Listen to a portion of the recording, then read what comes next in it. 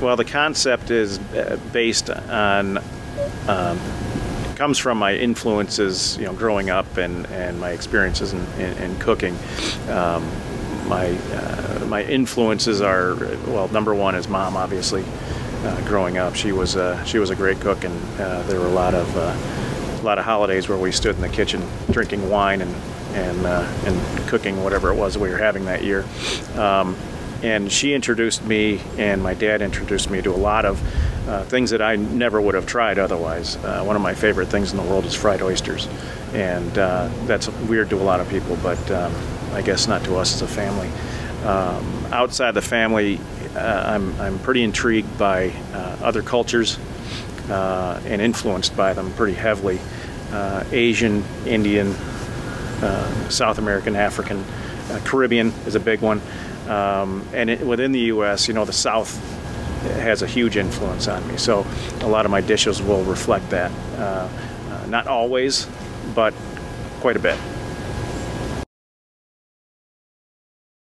I've designed Food Baby to be as versatile as I can with a space that's pretty confined, so that I can. Well, I'm fairly ADD, so I needed Food Baby to be that way too. So I need to be able to change gears pretty quickly if I decide that I don't want to make this anymore. I'm going to make something else, and I want the equipment in there to be able to handle that. One thing you won't find in the truck is a fryer, because I just don't want to fry food.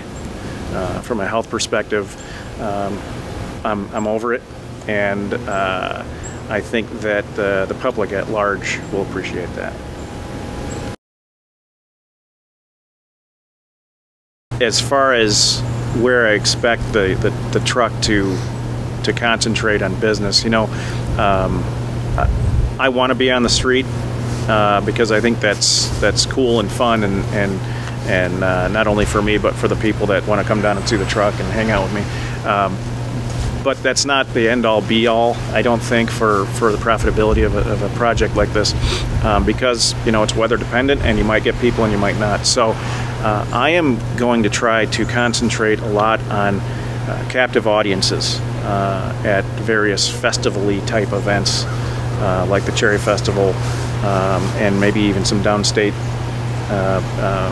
festivals that I'm there for 2 or 3, 4 days, and I am surrounded by thousands of people, and just by the law of averages, I should be okay.